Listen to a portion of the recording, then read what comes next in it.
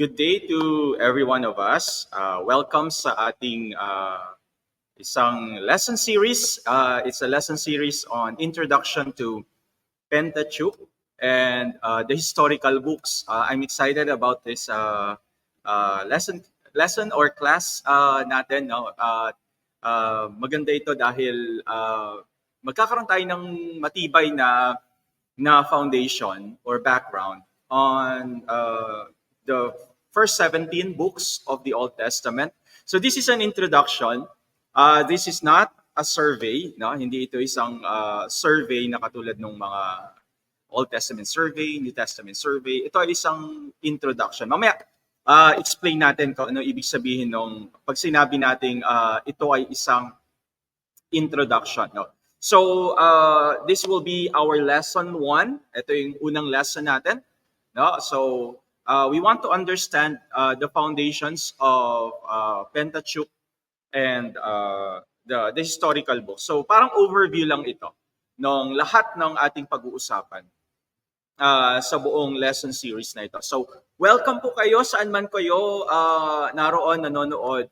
Welcome po kayo dito sa class na ito, sa klase na ito. So I'll be uploading videos. I hopefully will be able to upload every week, once a week. No? So at least once a week, makakapag-upload tayo ng video. So this is the first video. I'm excited and I hope you are excited as well na tunghayan itong bagong series na ito to watch this lesson series. And I hope and I pray that you will learn, you will gain a lot of insights here sa ating i-discuss and what we will discuss for the following weeks. So today we're going to begin as an exciting journey through some of the most foundational books of the Bible, the Pentateuch, and the historical books. So 17, the first 17. These are the first 17 books of the Old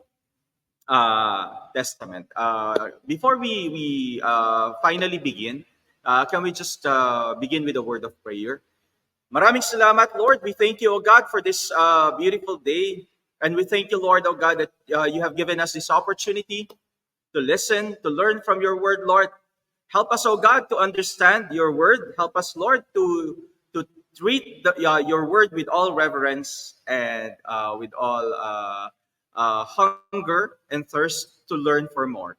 Lord, for the next weeks, several weeks, Lord, we will study the Pentateuch and the historical books. I pray that you will help us, Lord. And I pray that we will gain insights, Lord, that we can apply in our ministries, oh God. We give you praise, Lord. We thank you for your goodness. We thank you for your faithfulness. And we thank you for your kindness. In Jesus' name we pray. Everybody say, Amen and Amen and Amen. So what I'm going to do is I'll put a PowerPoint. So maliit na lang yung makikita niyo sa akin. So meron tayong PowerPoint na gagamitin for this series. And I hope and I pray that you will be able to grasp, you'll be able to understand yung overview. This is just the overview. This is the first lesson that we have. So this is just an overview of our lesson that we will tackle in the following weeks. So it's an exciting journey for us, amen, because these are foundational books of the Bible.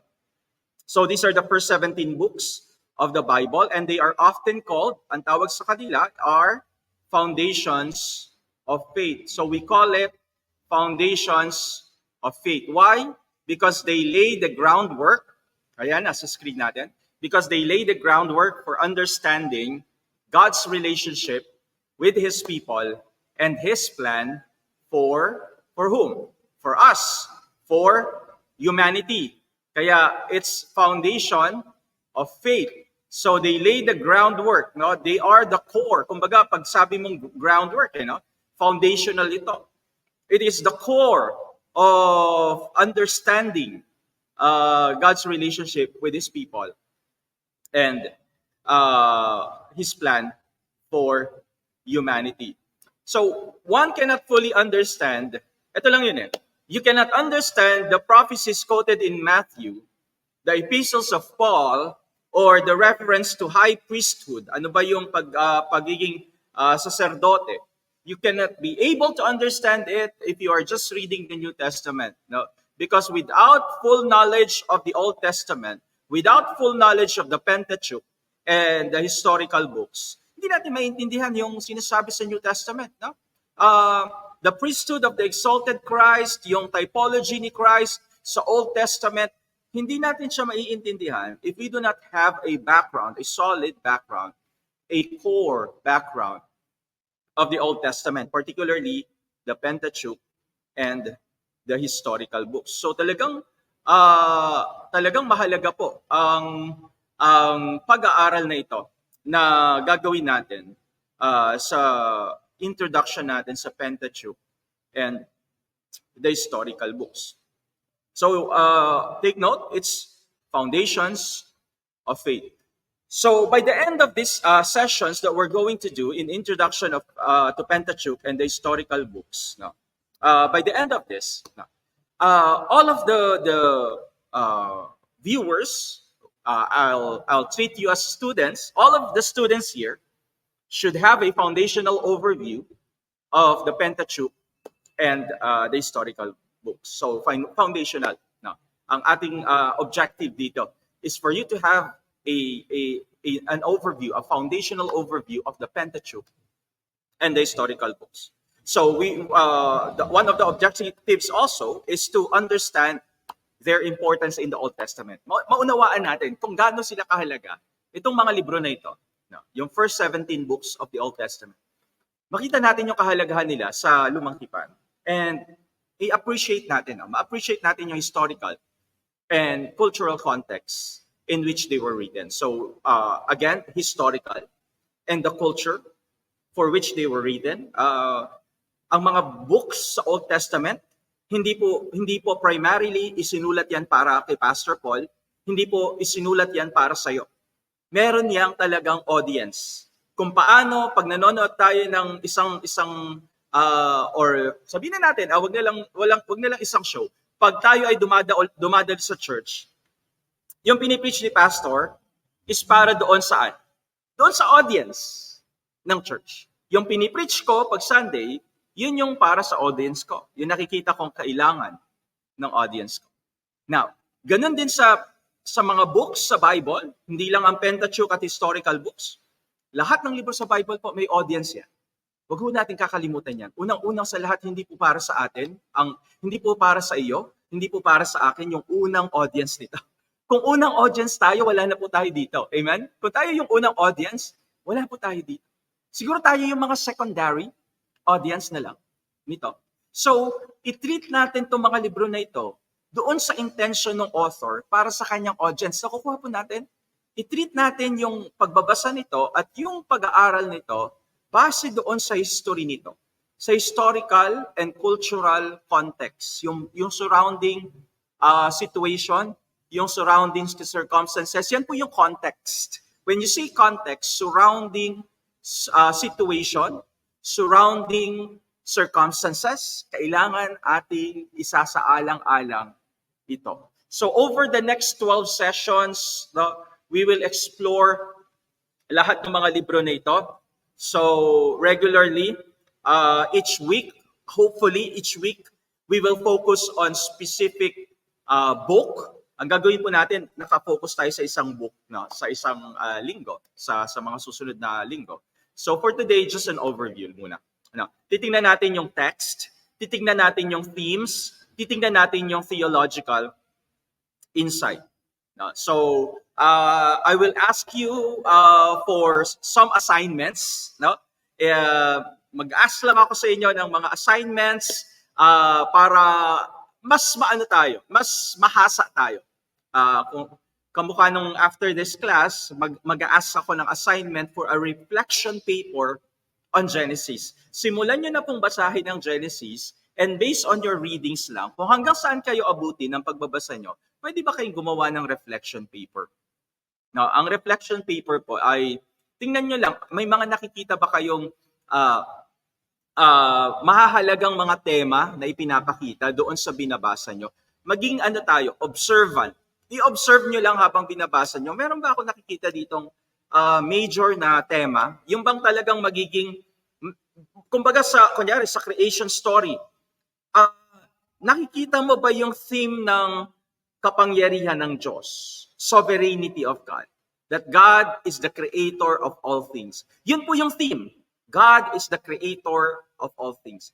At itong theme na ito, dadalhin ba ito hindi lamang para doon sa creation story, kundi makikita natin ito sa mga susunod na mga libro, sa mga susunod na book sa Bible, sa mga susunod na mga isusulat, sa Psalm, nakikita ba natin na sinasabi ng mga psalmist, God is the creator of all things. So yun yung bagay na gusto nating makita kapag tayo ay nagbabasa.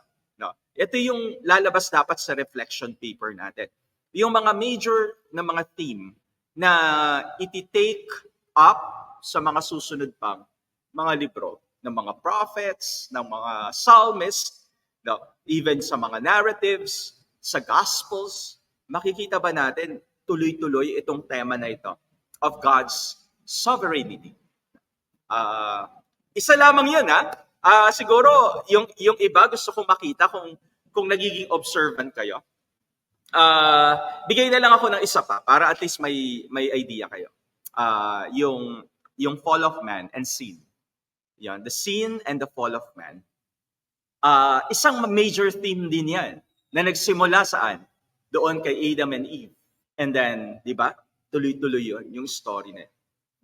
And meron akong gustong isang makita na hindi ko sasabihin ngayon, pero I hope na makita nyo yung theme na ito na dadaloy sa buong scriptures. And after this class, i-discuss natin yung magiging assignment natin for this week.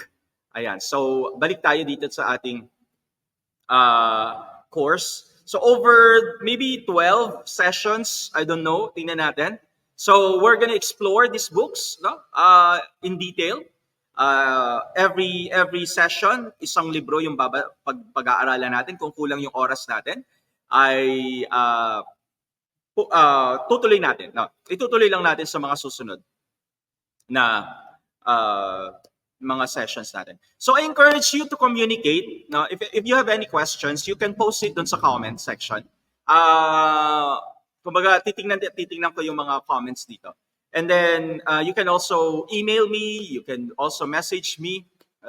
Hanapin nyo lang ako sa Facebook, John Paul Del Rosario, by the way. My name is John Paul Del Rosario. I'm the pastor of Faith Christian Ministries. Ayan. So I encourage you to, kahit nanonood ka lang sa YouTube or pinapanood mo lang itong recording na ito, I encourage you to actively participate. Actively participate. You ask questions, you comment your questions, and kung meron kang hindi na nauunawaan, you can directly message me. Pwede nating pag-usapan dito. Now, this course is not just acquiring knowledge, but growing together in understanding God's Word. Amen? This course is not just about acquiring knowledge, yung makapag-gain tayo ng knowledge. It's about growing together in our understanding of God's Word. Gusto natin talaga, lahat tayo ay matuto, yung tinatawag nating matuto tayo. Hindi kasama din doon, sama-sama tayong maunawaan natin yung salita ng ating Panginoon. Alam nyo, itong isa sa mga nagiging challenge ngayon, pagdating sa Old Testament, is parang nababawasan yung value niya over the years. No? Parang ang church kasi ngayon, ang focus is New Testament. Isa ito sa mga pasasalamat ko sa Lord kasi binigay sa akin itong class na ito ng Bethel because over the years na nagpapastor ako, ang major focus talaga ng preaching ministry is New Testament. So over the years, hindi lang to nangyayari sa one particular church, but among Christians, in Christian circles, nagkakaroon ng yung parang ba siyang nadidevalue, nababawasan ng value yung Old Testament. Kasi ang major focus is New Testament. Laging New Testament. But you know what, no? Hindi dapat ganito yung nangyayari. No. Hindi dapat ganito yung nangyayari. Why? Because 80%, watch this carefully, 80% of the Bible is composed of the Old Testament. 80%, 80% of the Bible is composed of the Old Testament. This is the Bible that Jesus and his original followers has read. Ito yung binasa nila. Wala silang New Testament nun. Ito yung binasa nilang, ito yung Bible nila nung time. Ito yung scripture nila during that time. Yung Old Testament. Wala silang New Testament. Wala pang New Testament noon kasi sila yung mismo sumulat ng New Testament nila. So ang kanilang text, ang kanilang discussions, ang teachings ni Jesus, ang nagiging scriptures na ginagamit ni Jesus when he teach, and even the apostles, even Apostle Paul, is from where? From the Old Testament. Kaya yung nadi-devalue siya, hindi dapat mangyari ito. No? Hindi dapat mangyari ito sa mga churches ngayon, sa pulpit ministry ngayon. Hindi po pwedeng mangyari na ma-devalue ang Old Testament. Kasi talagang mahalaga ito para sa atin. No? The Bible is a timeless book. We believe that. No? We believe that. The Bible is a timeless book only in the sense that it has impact on every generation. No? So, ang Bible po, meron at merong impact yan through the generations of people. Hindi po nawawala iyan. So yung pagiging timeless ng Bible, in the sense that it has impact on each generation, every generation. No? Patuloy at patuloy na nagkakaroon to ng impact sa bawat isa o sa lahat. Balikan ko lang tong ating tinitingnan na ayan. The Bible is a timeless book, no? Sabi natin. Wag nating isipin, no, yung because it is a timeless book, no. Meron tayong misunderstanding, no? Pag sinabi ng kasing timeless book is that iniisip natin na since the Bible is timeless book, kumbaga, pwede ko na sigurong i-skip yung Old Testament. And I'm just gonna read, since everything was written in history, mas bibigyan natin ng value yung New Testament over the Old Testament. Now, may kultura na umiikot, may culture na bumabalot sa bawat sulat sa scripture. Binabalot ito ng kultura. No? They were written for ancient people in the past. No? And it was written in a language and culture. No? It was written, sinulat ito for a language and culture, and may mga kanya-kanyang literary style. May mga kanya-kanyang style kung paano isulat. Kaya makita niyo, di ba, sa Genesis, Exodus, Leviticus, Numbers, Deuteronomy, and then meron tayong historical books. And within that historical books, iba't iba yung style of writing. May mga literary convention na tinatawag tayo. No? Iba't iba yung tinatawag nating literary convention doon sa mga nakikita natin sa ating mga nababasa sa Old Testament. No? So it is Still, it is utmost importance to read the Bible in light of the time period from which it comes. Now, napakahalaga po, basahin natin yung Bible with understanding na isinulat ito, meron tayong pagkaunawa na isinulat ito sa isang time period na kung saan nanggaling ito. No? So, there is a certain time period kung saan nanggaling itong sulat na ito o yung binabasa natin na libro uh, na ito. So, every readers of the Bible should read the Bible based on its surrounding circumstances, based on these surrounding conditions, based on its setting of the event. Hindi po pwedeng agad-agad, kasi yun nga, sinasabi natin, timeless book, apply agad sa atin. Kaya nga, nagkakaroon ng devaluing. Na di-devalue yung richness ng Bible. Nadidevalue, nababawasan ng value yung richness ng Old Testament. Kapag ako, babasahin ko yung Psalm, sabihin na natin yung pinaka-classic Psalm, Psalm 23, "The Lord is my shepherd, I shall not be in want."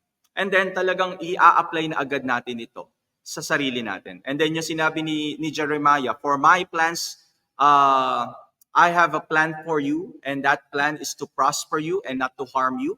Agad-agad i-apply natin sa sarili natin yan. So parang sinasabi kasi natin, with the understanding that the Bible is a timeless book, ang iniisip agad natin is lahat ng mga sinasabi sa Bible ay para sa atin agad. No?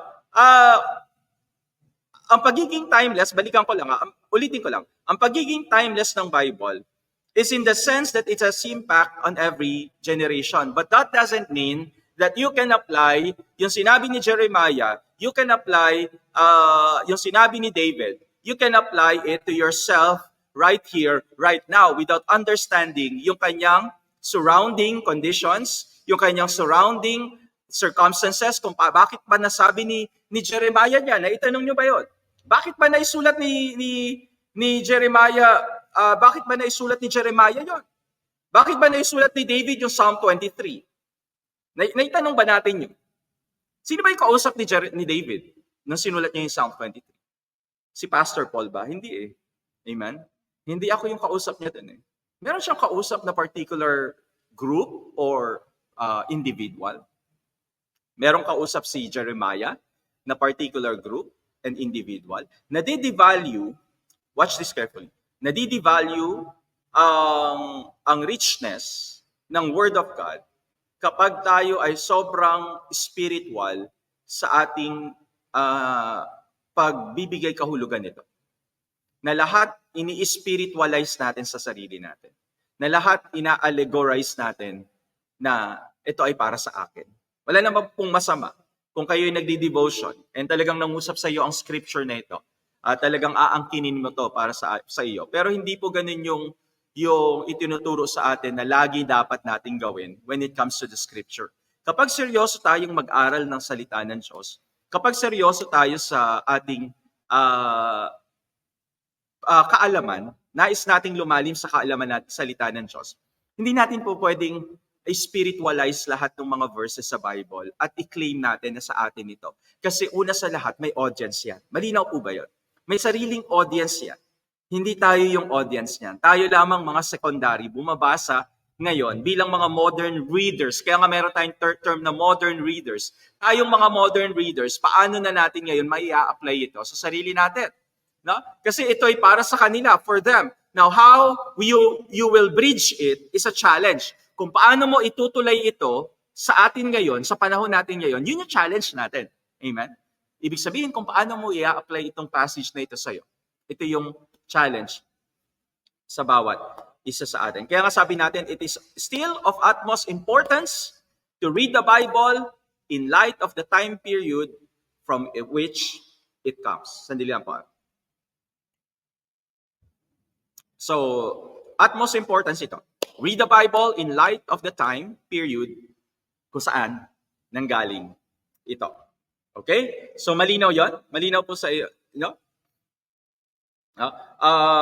Mamaya na natin titingnan to slide 6. Dito muna tayo sa slide number 5. Ayan. Please bear with me kasi lumilipat-lipat ako sa aking document at saka dun sa PowerPoint na tinitingnan natin ngayon. So, it's still of utmost importance to read the Bible in light of the time period from which it comes. The books of the Bible are careful Ito naman po. Ito naman ang maganda sa binabasa natin sa Bible. Ang maganda sa Bible, it is very careful to signal yung kanilang age.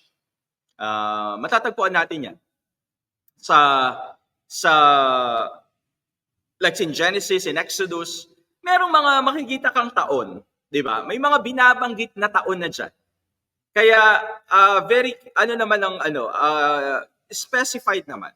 Not all, but most the books of the Bible. Most of the books of the Bible, they are careful to signal yung relative age nila. Sinasabi naman nila at this time, at the time of this, kumbaga yung age din, di ba? Nakikita natin yung age ni Abraham on the 99th day of this. So kapag observant ka, makikita mo naman yung relative age ng mga books sa Bible. But not all, no? Not all naman. Not every book is able to be dated with precision. Each book of the Bible, kaya nga sabi natin yung susunod din, with few exceptions, each book informs the reader of the time of composition and describes the events of a historical character. Kaya just wag niyo kong isipin, ay, pastor, kung dapat ko malaman yung background, so kukuha pa ako ng mga libro. Kailangan pala kuha ko ng mga historical books about Old Testament. Hindi naman po maganda 'yon. No, maganda naman po 'yon. Na meron kang mga historical background books na meron kang binibuild na mga library para meron kang mga libro na titignan. Kunyari sa Genesis, gusto mo makita yung historical background ng isang story sa Genesis. So pwede mong tingnan 'yon, meron kang mga references. Hindi po masama 'yon. Ako po, ang dami kong references ngayon. Sobrang daming references. Kaya gusto natin magtayo tayo ng isang maliit na library para magamit hindi lamang ng mga kung saan ako nagpapastor, kundi sa mga pastors din na around here sa Olongapo. Magamit natin yung library na yon. Ilagay natin yung mga libro doon. Dahil dami ko pong references ngayon.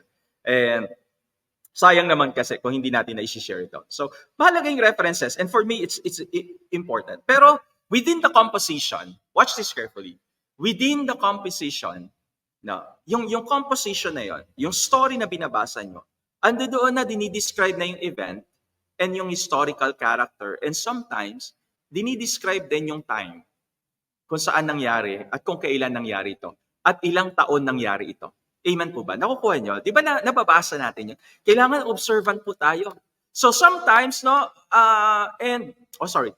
sometimes, but for most of the stories, meron na siyang binibigay na background sa atin bago i-narrate yung story.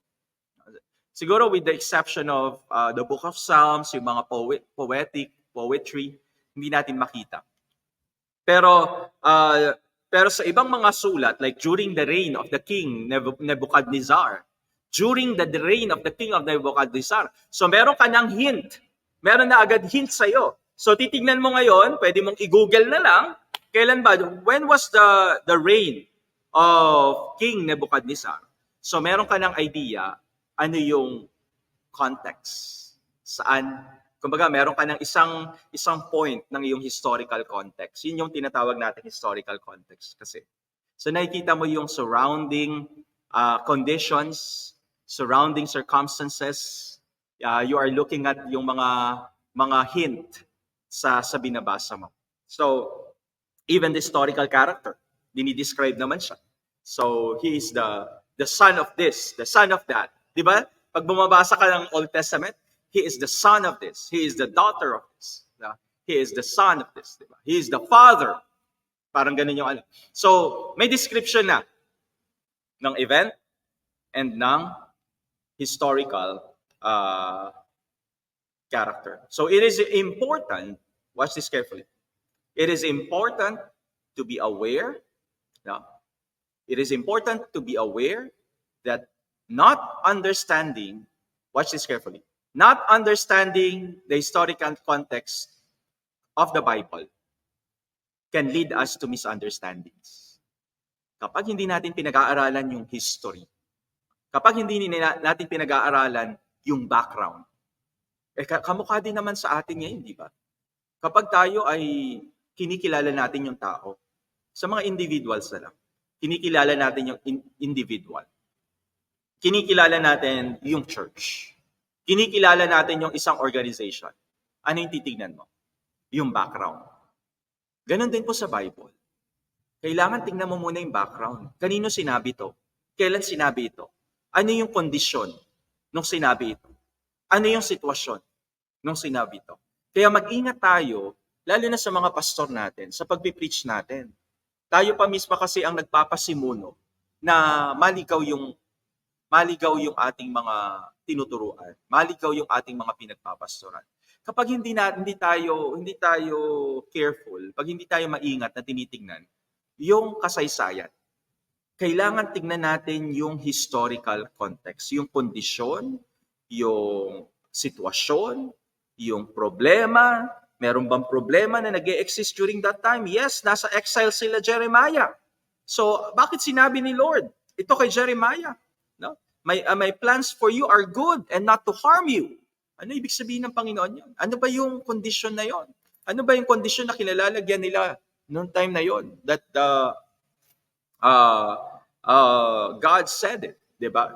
Kailangan tignan natin 'yon. Without understanding, kung hindi natin naiintindihan yung history, kung hindi natin naiintindihan yung kasaysayan ng talata na 'yon, kung saan, sino, bakit sinabi yan, no, magkakaroon tayo ng problema sa misunderstanding.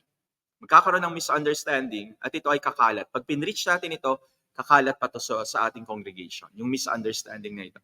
Kaya mag-ingat tayo sa ating mga pinapangaral. Mag-ingat tayo sa ating mga talatang itinuturo tuwing araw ng linggo, sa ating pagtuturo at sa ating pagpapahayag ng salita ng ating Panginoon. Kailangan din, hindi lamang yung history ang ating tingnan, no? Is ang tingnan din natin, no, kung papaano, ito po may halaga to. Hindi mo lang titingnan yung kasaysayan, titingnan mo din kung papaano ni-record, kung paano ba ito isinulat, itong kasaysayan, and paano ito ipinresenta sa lumang tipan. Paano ito isinulat, itong piece of history na ito, itong piraso ng kasaysayan na ito, papaano ba ito isinulat? Papaano ba ito ini-record? And papaano ito ipinresent within the Old Testament or even within the New Testament? Paano ba ito ipinresenta? Now, let's go to the word introduction. Ang ating kasing pag-uusapan is just the introduction. This is not a survey, no? Kasi ang survey, primarily, parang bullet by bullet yan. Point by point yan. Natitignan natin, ganun. It's in the middle. Yung introduction natin, it's in the middle lang. It's in the middle between the survey and exegesis. Nasa gitna tayo. Introduction is, katulad nung nakalagay dyan, introduction is preliminary study of the Bible content. So let's define yung introduction muna kasi may mahalaga to. Ano ba itong gagawin namin dito sa class namin? Ano bang gagawin namin dito sa mga sessions na ito? So when we introduce, when we have an introduction, it is a preliminary study of the Bible content. So introduction to the Bible refers to a preliminary study of what? Of the Bible content. No, preliminary study of the Bible content. No. Sa isang libro, makakakita tayo ng introduction diyan. Lahat tayo nakapagbukas na ng libro. May mga binabasa tayong mga libro. At sa mga libro, majority ng mga libro na ating nabasa, hindi ko lang alam sa novel kung may mga introduction din. Siguro meron din mga introduction sa novel. Pero pag ikaw ay nagbabasa ng mga libro, meron talagang introduction. No? Ito yung bahagi ng libro as tinatawag na preliminary din, no, to the main portion. So merong main portion yan. So meron munang introduction yung author. No? Introduction of the course of study sa libro na yon. Ano ba tong libro? What is this book about? No, what is this? What is the content? What will be the content of the book? So before pumunta yung author sa lahat ng mga particulars, meron muna siyang preliminaries na sinasabi. No. So it's an introduction to the course of study. So sa pagtuturo natin in teaching the introduction to Old Testament books, ang ibig sabihin ng introduction, it refers to providing what? We are providing a foundational overview. I'm providing, bilang teacher nyo, I will provide a foundational overview of the context, no? Of the overview and the context for studying these books. So foundational siya. So at least meron tayong kaalaman, base knowledge ang tawag natin. Magkakaroon tayo ng foundational base knowledge pagdating dito sa scripture, sa mga books na ito na ating pag-aaralan. So foundational base na knowledge. And malaman din natin syempre yung surrounding situation, yung surrounding context for the study of these books. Tingnan natin, ano pa yung mas lalo nating tingnan. So when you say introduction, ito yung susunod.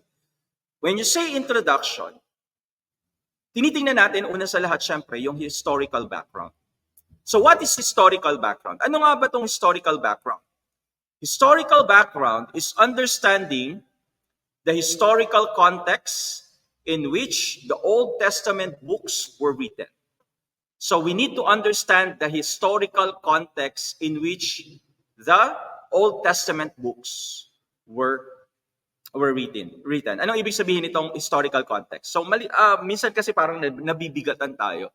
Titigilan na natin yung pag-aaral kasi nga historical context ang bigat naman yan. Ano bang ibig sabihin yan? Kultura, politika, social conditions of ancient Israel and even the surrounding nations.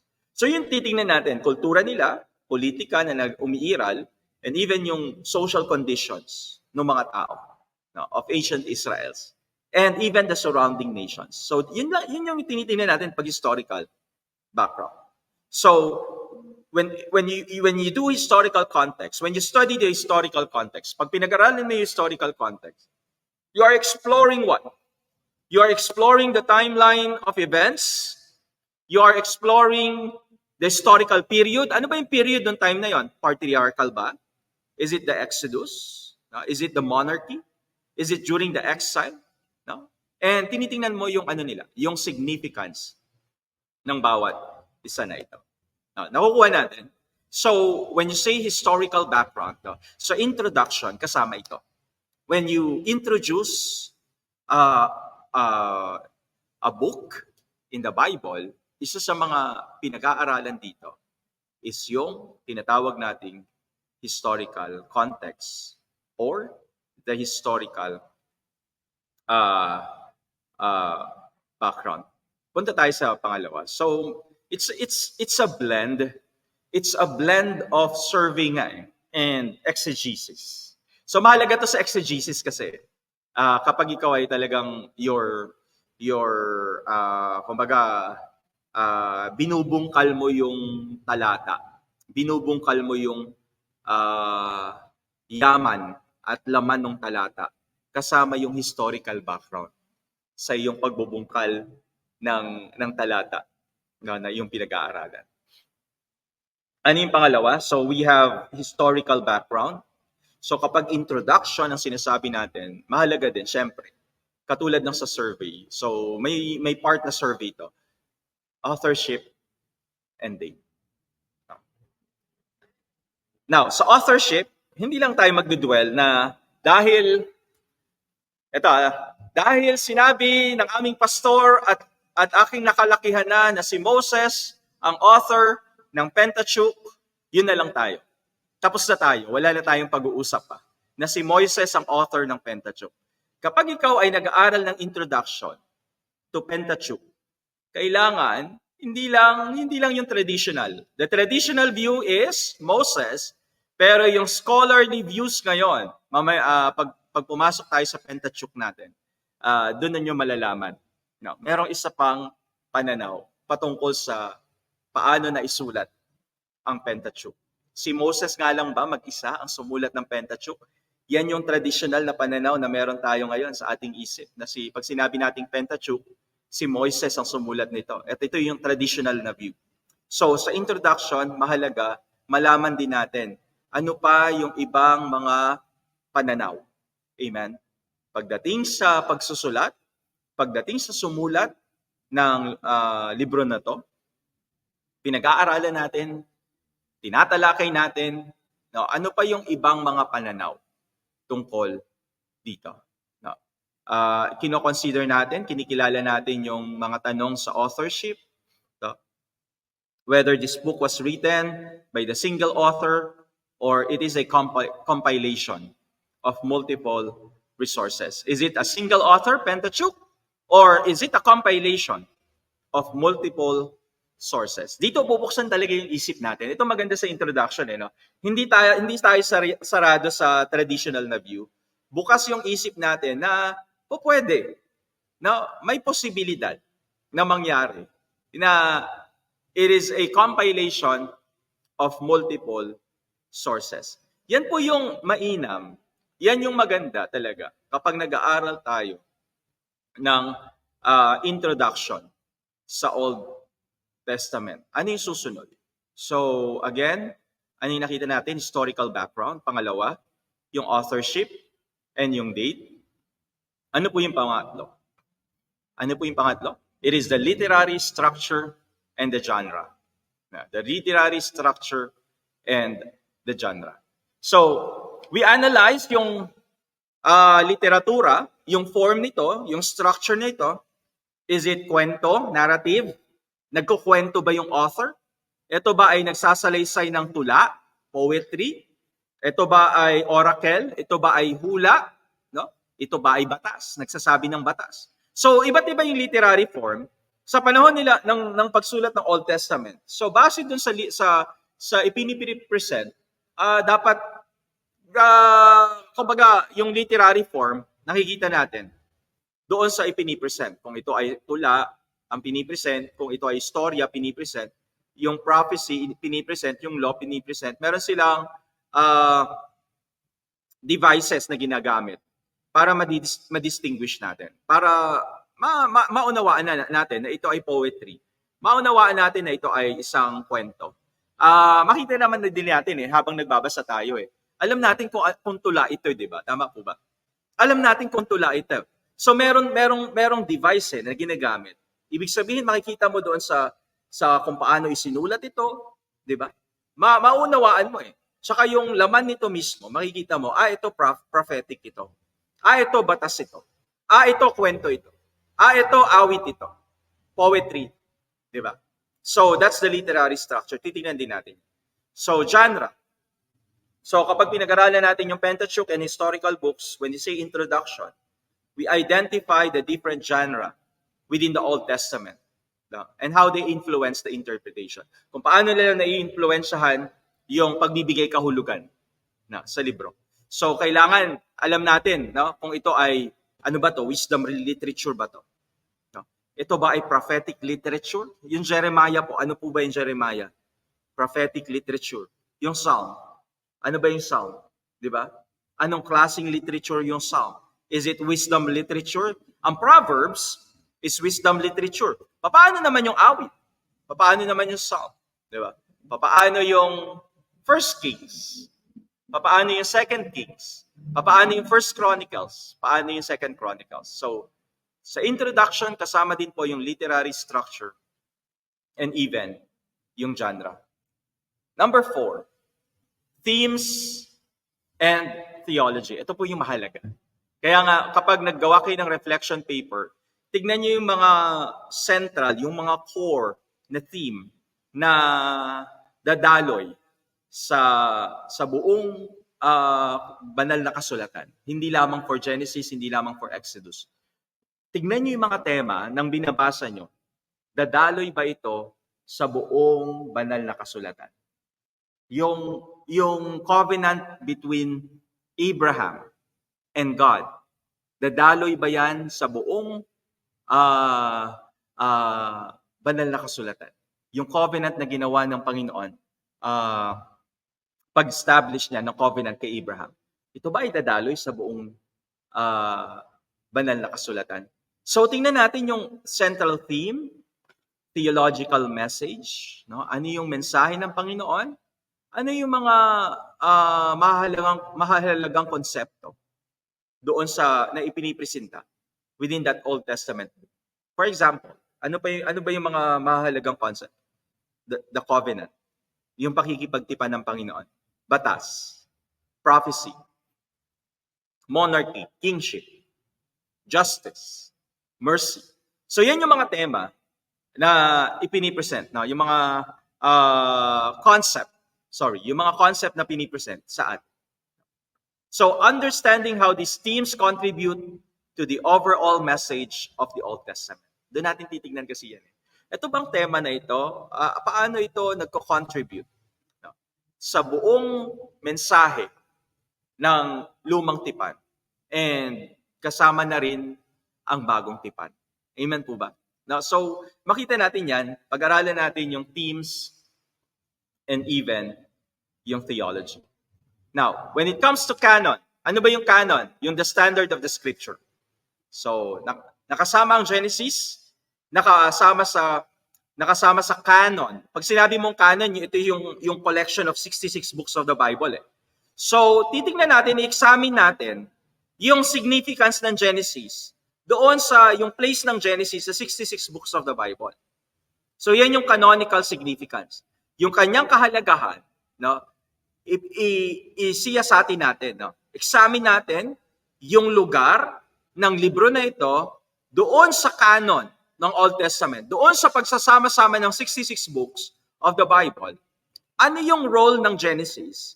Ano yung role ng Exodus? Ano yung role ng Leviticus, Numbers, Deuteronomy, Joshua, Judges, Ruth? Now, di ba nakasama sila doon sa canon na ito, sa 66 books na ito?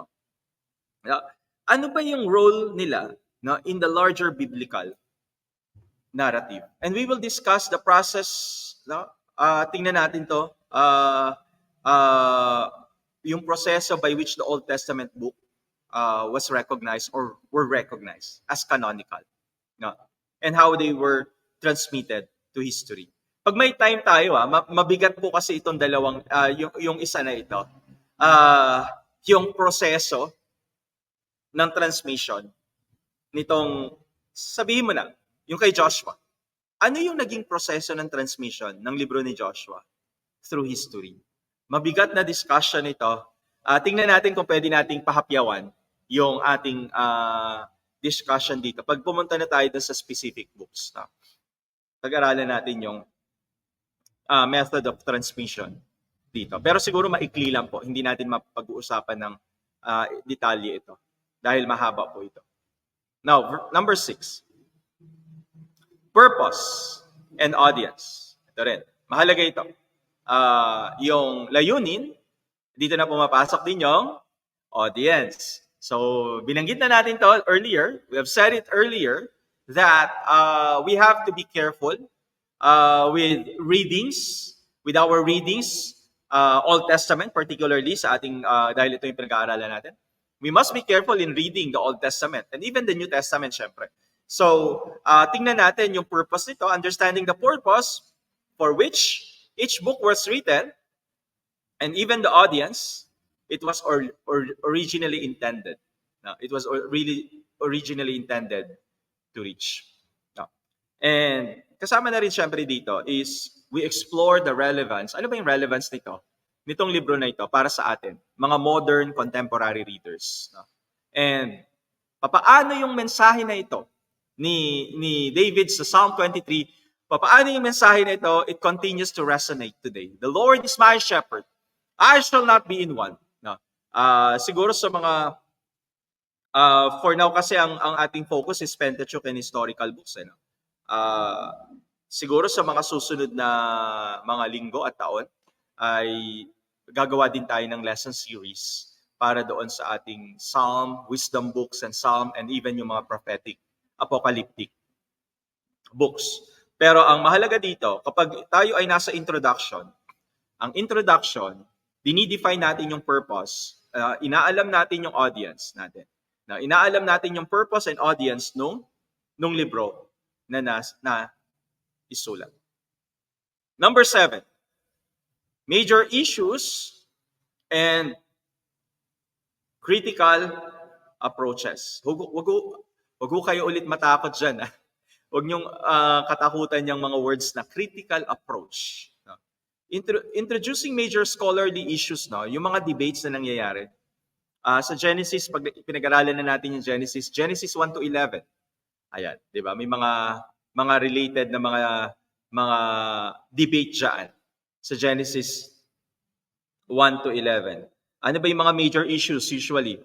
Yung reliability niya historically, yung text mismo, at yung kung paano ini-interpret ito. Ano ba yung approach natin?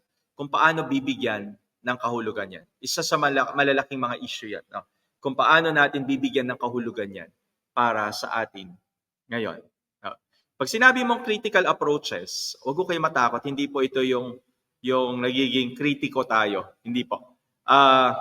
Dinidiscuss lang natin dito yung different methodologies na ginagamit para pag-aralan ng isang libro. Meron kasing mga method talaga. May mga pamamaraan talaga kung paano pag-aralan yung isang libro sa Old Testament. May mga methodologies dyan. Tinatawag natin dyan yung source niya, yung form niya, and yung literature mismo, ina-analyze natin. Hindi ho tayo masyadong magdidwell dito. No? Masyadong mas malalim na po ito. Hindi na po, sa isang introduction, hindi na natin mapag-uusapan pa yan. Pero ang mahalaga dito, makita lang natin ano ba yung mga issues na nag-e-exist patungkol sa mga talatang ito, patungkol sa passage na ito, patungkol sa libro na ito ng pinag-aaralan natin ngayon. So, in summary, to summarize everything, an introduction in the context of the Old Testament studies. When you say in context, doon when it comes to our study, which is the Old Testament.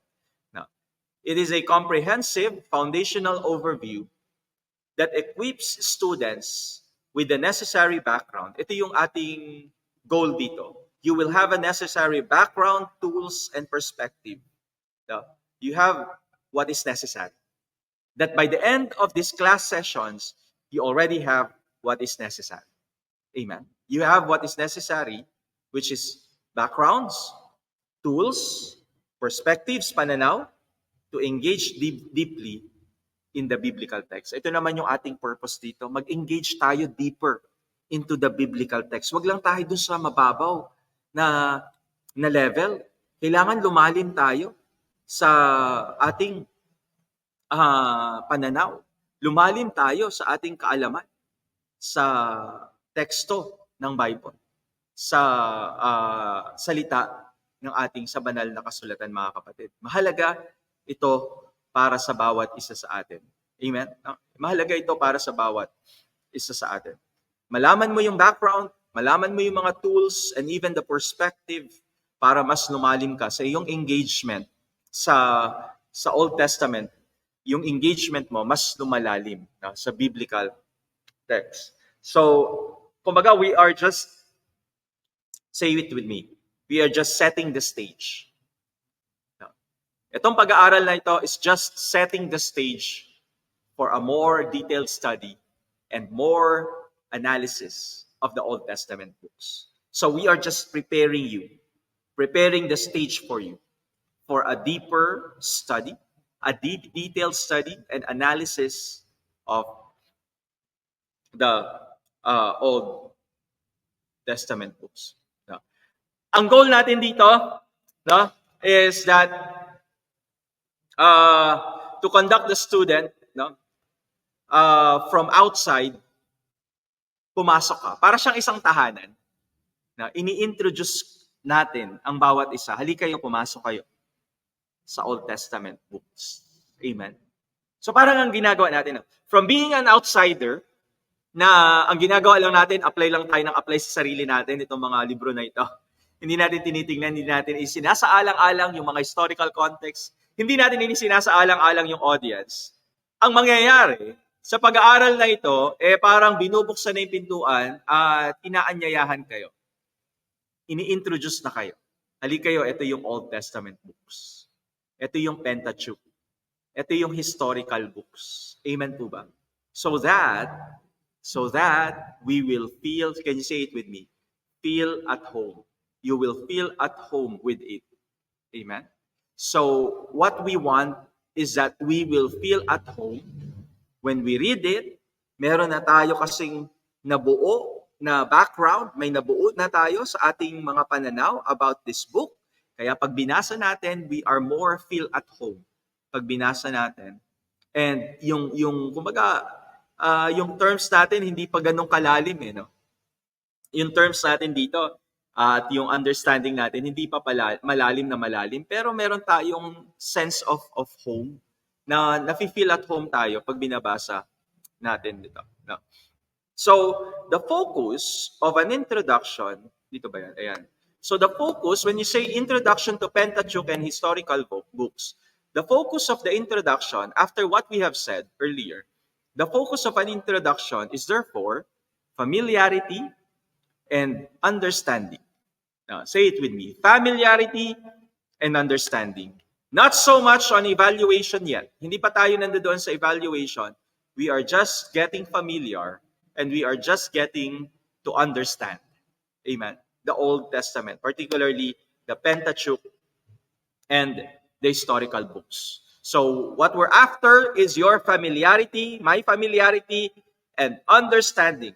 Not so much on evaluation. Kaya nga yung criticism, yung critical studies, separate yon.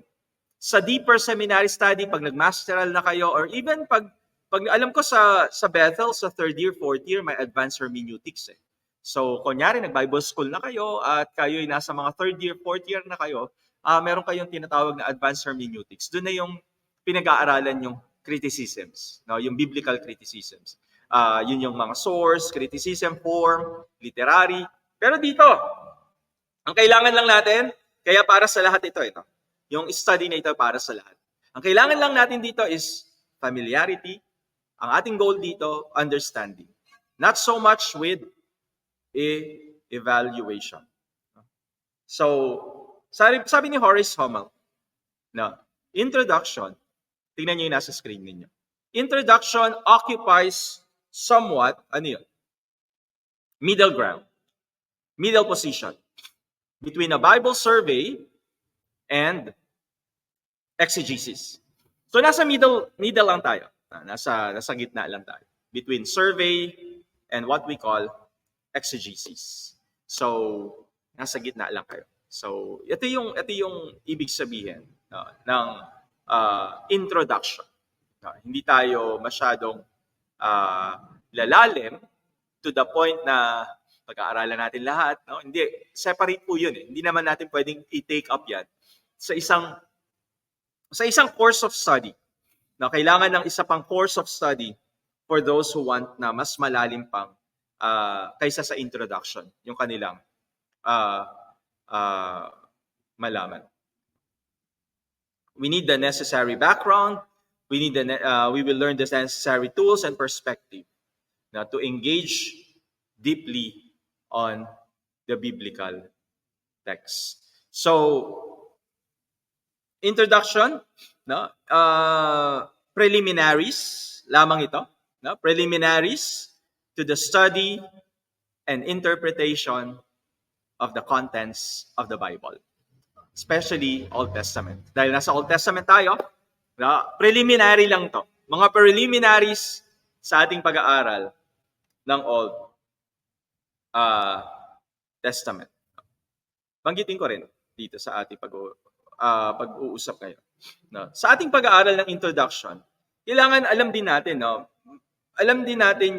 meron din tayong kaalaman between, kaya nga pinanggit ko sa inyo, yung mahalaga dito is yung, sa pag-aaral natin sa pagbabasa natin ng Bible, ang mahalaga dito is tingnan natin yung historical background, yung history. At kasama din dito, yung tinatawag nating historiography. Huwag ko kayo matakot sa word na yan. Historiography, mamaya tingnan natin.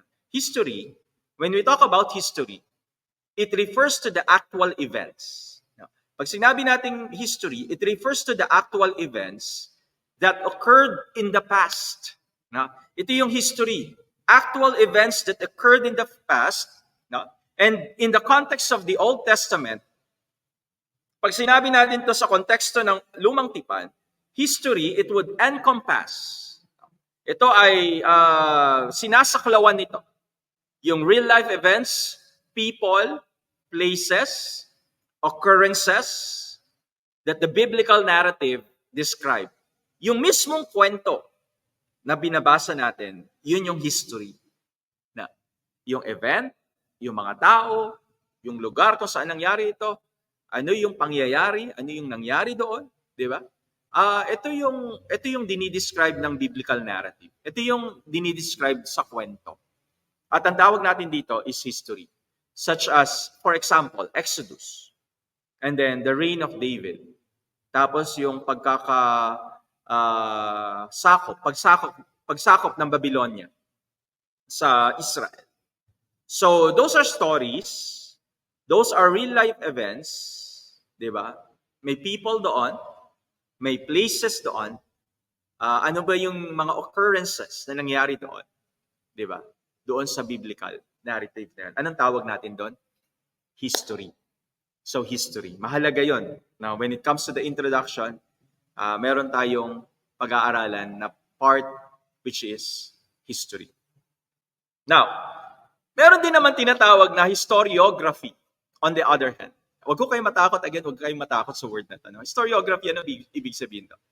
Study, ito yung pag-aaral of how history was written and recorded. Mahalaga ito. Lalo na pag I think sa introduction, hindi tayo masyado magdudwell dito. Pero pag lumalim na yung pag-aaral nyo, kunyari, nag-masters kayo, dito ninyo na pag-aaralan kung paano ni-record yung history na ito. Paano isinulat ang history na ito at paano ni-record ang history na ito. Although meron tayong mga babanggitin dito. Hindi tayo magdudwell ng malalim sa historiography kasi ito ay para sa mas malalim pang pag-aaral. Pero siguro yung mga part na how history was written, pwede nating pag-usapan din yan.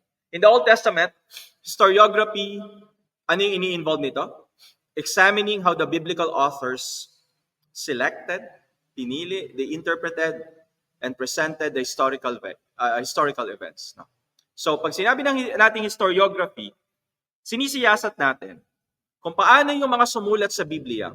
No? Pinili nila, alam niyo yan, bakit pinili sabihin na natin ni Matthew itong story na ito? Bakit pinili ni John itong story na ito? At paano niya binibigyan ng interpretation ito kay Jesus? No? Itong kanyang isinulat na ito. Paano niya ibinibigyan ng interpretation nito kay Jesus? And paano niya pinipresent itong historical events na to? No. And to convey, ano yung kino-convey nito? Theological message. Yung message nito about God, about who God is and what He is doing. No. Yung cultural values. Ano yung value na ipipresent dito sa wedding at Cana? Ano yung cultural value na makikita natin? At ano yung moral lessons? So yan yung historiography. Ito yung pinipresent, ito yung pinag-aaralan sa historiography. So we have the history and we have what we call yung historiography.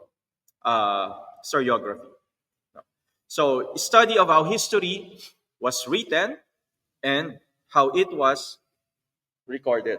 So in summary, when we say history, it is about the actual events themselves. And then when we say historiography, it's about how those events are portrayed. And how are those events, what are the techniques or the intentions behind the recording in the Old Testament? How those events are portrayed, how those events are written. Are there any techniques or intentions, purposes behind the recording of that story in the Old Testament. So the first history is about the events that have taken place. Historiography is about writing those events. So yun lang po yun. History and historiography. So pasensya na po sa aking allergies. Now, siguro dito muna tayo magko-conclude today. Gusto ko i-share sa inyo ito. Now, the Old Testament and the Christian.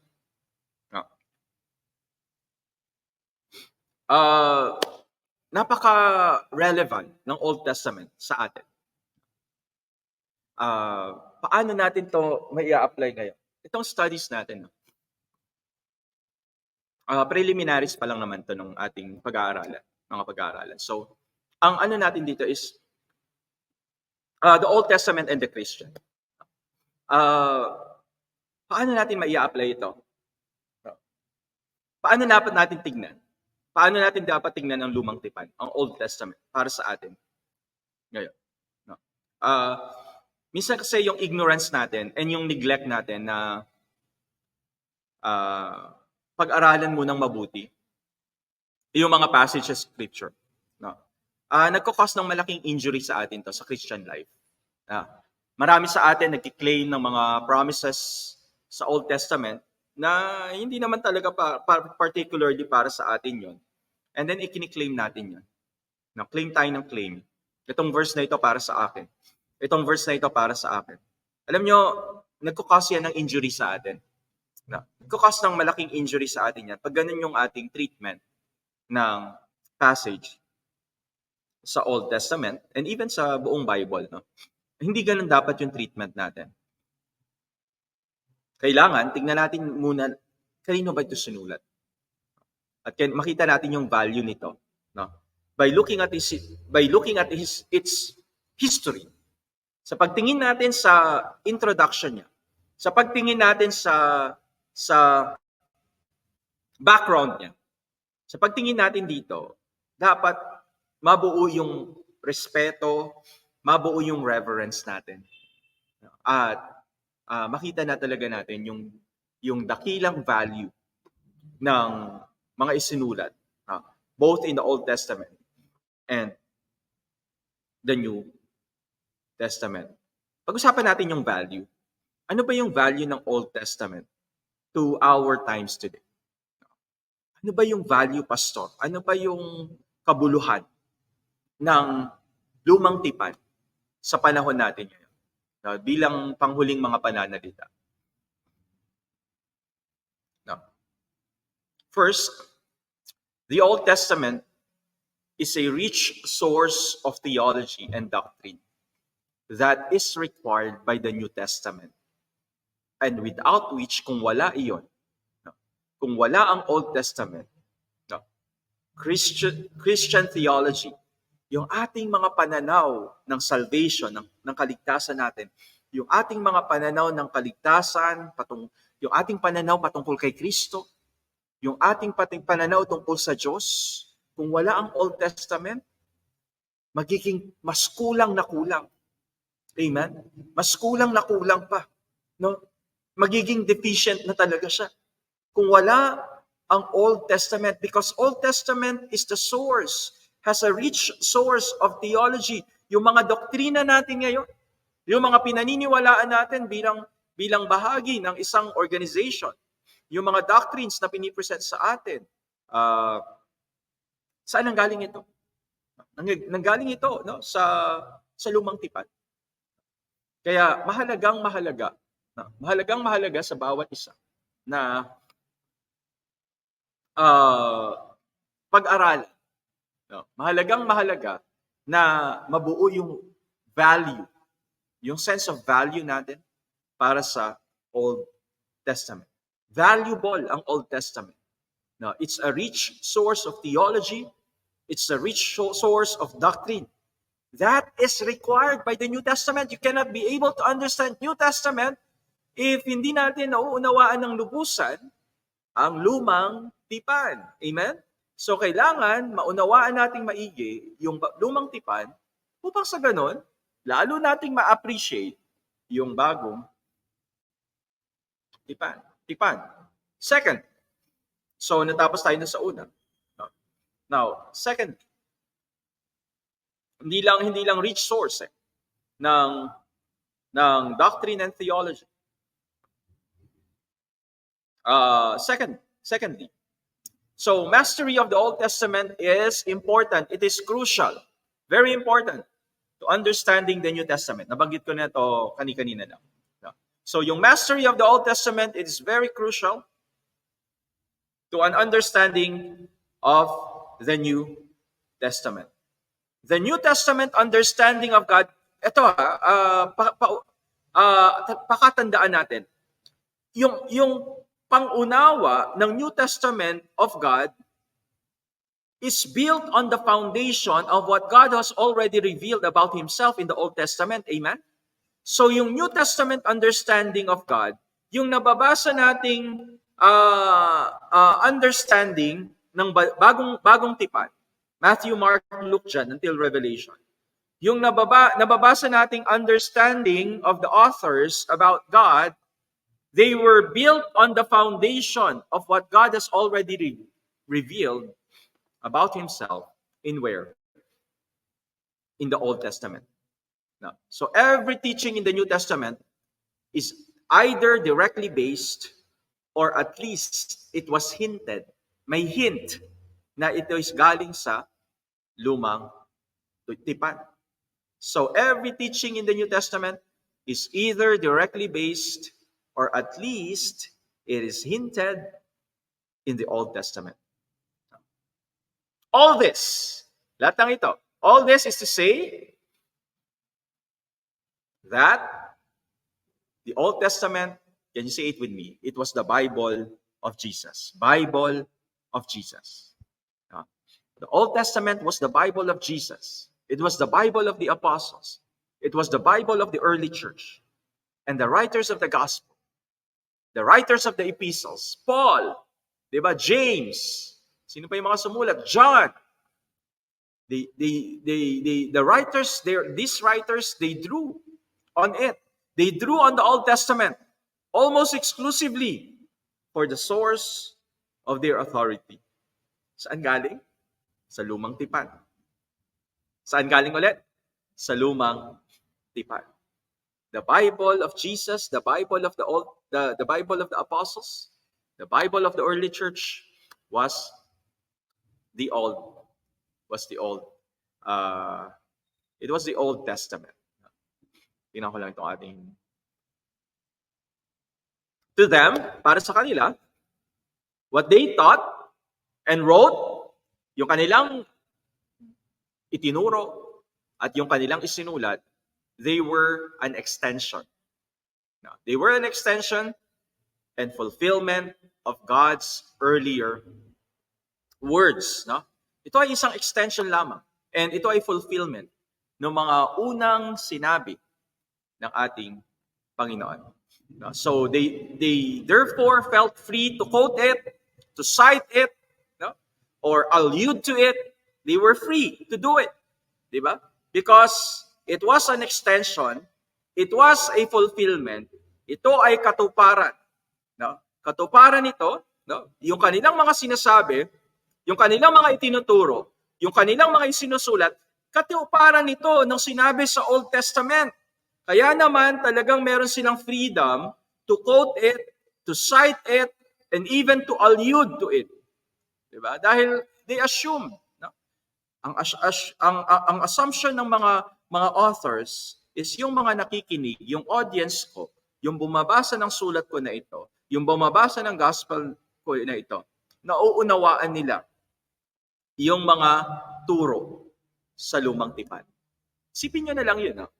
Binabasa natin yung bagong tipa at binabasa natin yung New Testament, and then wala tayong malalim na pangunawa sa Old Testament. Ang expectation ni Paul sa atin bilang bumabasa ng Romans is dapat malalim yung understanding mo sa Old Testament. Imagine Romans 9 to 11, almost every point or almost every paragraph ng Romans 9 to 11 may babanggitin si Paul na Old Testament passage. Bakit? Kasi ang assumption niya, yung bumabasa nitong aking sulat sa mga tiga-Roma, sila ay may kaalaman na patungkol sa lumang tipan, no? About the uh, Old Testament. And sadly, ang nakakalungkot po dito, marami sa atin ngayon ng mga modern readers, we call ourselves modern readers, is many modern readers today believe, naniniwala, New Testament is enough. Ito yung mga paniniwala natin na dapat baguhin sa isip natin. Na sapat na pastor, sapat na siguro yung New Testament, it is enough. Yeah. And yung New Testament, it has superseded. Na kumbaga, nilampasan na ng New Testament yung Old Testament. Kumbaga sa pagtakbo, kung nagpapaligsahan ng takbuhan ng Old Testament and New Testament, naunahan na ng New Testament yung Old Testament. Kaya sapat na yung New Testament para sa akin. And marami pa nagsasabi na obsolete. Nakakatakot naman. Huwag po nyo po sasabihin obsolete na yung Old Testament. Hindi po. No? Dahil sa kanilang paniniwala na nalampasan na ng New Testament ang Old Testament, obsolete na yung Old Testament. No? Hindi po eh. Kasi hindi natin pwedeng sabihin the very Bible that Jesus used, the very Bible that Paul quoted from in his letters, diba? Ano yung makikita natin? Ano yung mga pinreach ni Jesus? Ano yung mga pinreach ni Paul? Based on the Old Testament. Hindi natin pwedeng i-invalid yun. Can we declare invalid something that Jesus said? Can we declare invalid something that Paul has quoted in the New Testament? Hindi pwede. So the New Testament, the Old Testament is not obsolete. Amen. It is still relevant until today. Now, if you are called as a disciple of Jesus Christ, kung ikaw, tinatawag mo sarili mo, disipulo ka ni Kristo, dapat pinag-aaralan mo yung lumang tipan. Pinag-aaralan mo hindi lang ang New Testament, but even yung Old Testament. Mahalaga na pinag-aaralan natin ito. Kasi nga, ito na lang yung example na lang sa ating simbahan po ngayon. Tinutunghayan kasi namin sa aming simbahan ngayon during this time na ni-record ko tong teaching na ito, tinutunghayan namin yung sulat ni Pablo sa mga tiga-Roma. Napaka-rich, napakayaman sa mga Old Testament passage ang sulat ni Pablo sa mga tiga-Roma. And maybe some of us, no, yung ating binasa ito, yung ating pinag-aralan ito, this is the first time na nakita natin itong mga passage na ito na hindi tayo aware that punong-puno pala ng Old Testament passage. Ang Romans, particularly 9 to 11, chapter 9 to 11. Diba? Punong-puno siya ng mga verses, quotations, citations from the Old Testament. No? When Jesus said he fulfilled the scripture, saan galing yun? Today, this scripture has been fulfilled. No? Hindi ibig sabihin na ito na nullified na nawalan na ng saysay. Dahil na-fulfill na yung scripture, dahil na-fulfill na yung Old Testament, nawalan na ng saysay yung Old Testament. Hindi po. No. He did not mean that he had evacuated from the authority of the Old Testament. He have evacuated from the canonicity na hindi na dapat ito kabilang pa sa scripture ang Old Testament. When he said he fulfilled the scripture, galing actually yun sa Isaiah, di ba? Today, this scripture has been fulfilled, di ba? He completed the message of Isaiah here. Amen. Ang ibig niyang sabihin, today, this message from Isaiah is completed. Hindi na lang siya bahagi kasi finulfill na ito ni Jesus Christ. Amen. The whole revelation of God, who is Jesus Christ, is the New Testament. In the New Testament, ipinakita that the Old Testament was completed in Christ. This scripture has been fulfilled. Sabi ni Jesus na ganun. The New Testament is in the Old concealed. Screenshot nyo po ito. Ayan. Kung kayo ngayon ay nanonood, pinanonood nyo ito, the New Testament is in the Old, it was concealed, and the Old Testament is in the New, revealed. Amen? The New Testament is in the Old, concealed, and the Old Testament now is in the New. It is being revealed to us today. Amen? So, pangatlo po, lastly, finally, the Old Testament offers, by teaching and example, it offers what? It offers practical principles of belief and behavior for our modern times. Sa panahon natin ngayon.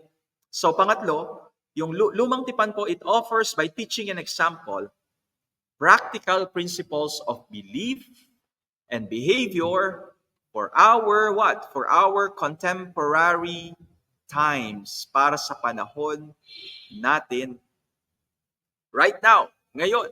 Ito ay relevant ngayon sa ating panahon. Amen po ba? It offers teaching and examples hanggang ngayon, mula noon hanggang ngayon. Great stories of creation, the flood, Tower of Babel, di ba? Entertaining episodes of the Hebrew patriarchs, the mighty acts of Yahweh in Exodus, the deliverance of Israel, the conquest of Canaan. Now, they all reveal, ano yung nire-reveal nito? Ano yung pinapahayag nito? God and His providential purpose. No? And kung paano kumikilos ang Panginoon, kung paano kumikilos yung purpose ng Lord. No? Through all these perplexities, through all these circumstances that the biblical character has faced. No? Makita natin yung providential care and yung providential purpose ng ating Panginoon. No? Who He was and what He did, no? That can be replicated, no? In the lives of men and women today, in our lives today. So pwede itong mag-replicate. Pwede itong mangyari. Ibig sabihin, sa buhay natin ngayon. The book of Psalms, di ba? Even in the book of Psalms, makita natin yung principle na ito. Napaka-relevant ng mga yung mga songs para sa atin. No, not for us to claim every verse of song, but for us to fully understand it well and apply it in our lives. Again, fully understand and then apply it in our lives. Iwasan na po natin yung claim tayo ng claim ng mga scripture, lalo na sa Old Testament, yung mga promises doon. Pag-aralan muna nating mabuti at saka natin i-apply. Paano ko ba i-apply ito sa aking buhay ngayon? No? So as we embark on this journey together, sa ating paglalakbay, sa pag-aaral natin na ito, sa Old Testament, and particularly sa Pentateuch and the historical books. Let us remember, hindi lang sila ancient text of dead writers. Hindi sila ganun. They are ancient texts. Yes, they are ancient texts, but they are living words of God. Amen. They are ancient texts, but they are living word of God. Gusto ko i-type yun sa banner natin. These are ancient texts, but living word of God. Wag lang natin i-treat ito as ancient na text, but they are living word of God. Amen? So yung pag-aaralan natin is, is na lang, is the living word of God. Yung Pentateuch and the historical books, they are the living words of our God. So as such, let us be excited to explore. Amen. Dapat excited tayo because these are living words of God. So we are excited to explore the foundational books. No? And I am excited to explore these foundational books with you.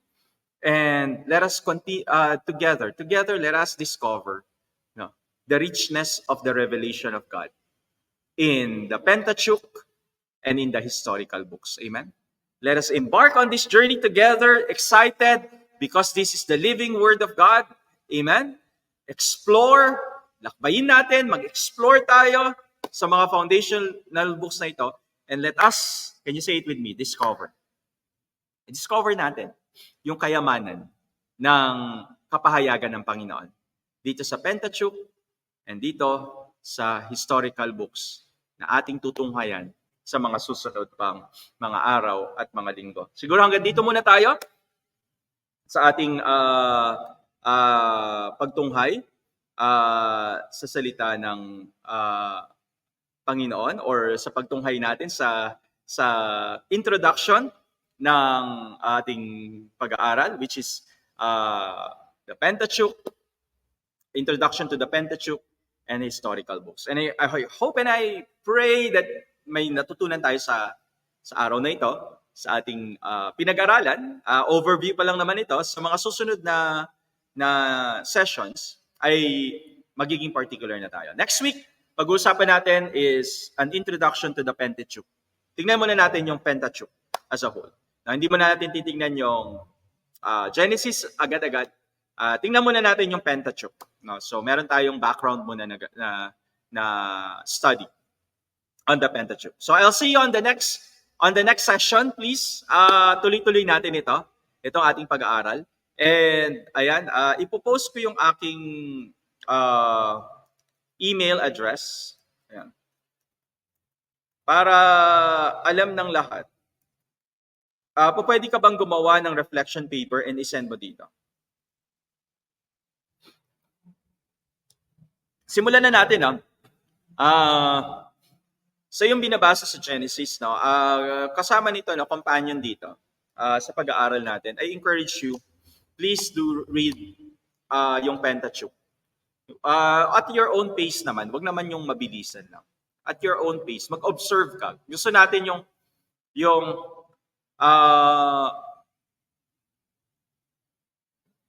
yung observant tayo pag nagbabasa tayo. So, can you write down a one-page reflection paper? Ayan. I-email nyo sa akin. Ayan. Yung email ko is pastorjpdelrosario@gmail.com. Pwede nyo akong i-communicate dyan. Even pag may mga questions kayo, please email me with your questions. And then even email your reflection paper para lalo kayo matututo. Gusto ko, kapag inyong sineryoso at talagang tinake itong course na ito, ay sabayan natin ng kayo din may ginagawa. Amen. Hindi lang ako nagsasalita dito online, pero kayo din may ginagawa. At isubmit nyo sa akin. Magko-communicate po ako sa inyo pag nag-submit kayo.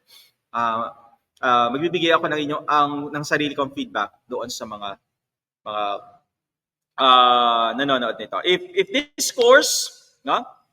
course is required of you, part of your requirements sa inyong class, you have to submit yung reflection paper.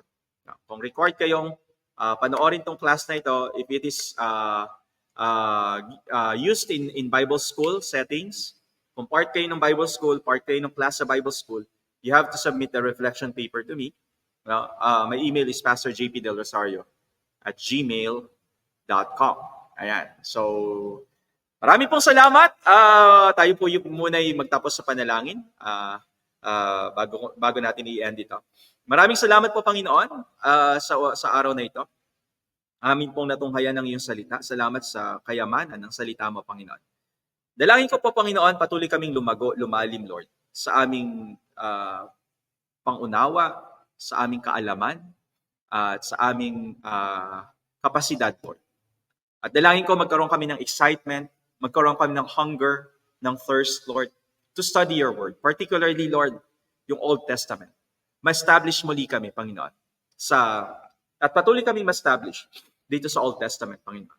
Dalayan ko ang bawat isa, Lord. Ito ay simula pa lamang, Panginoon, ng mga darating pang mga sessions namin, Lord. Kaya, dalayan ko, Panginoon, tulungan mo po ang bawat isa sa amin. Gabayan mo po kami.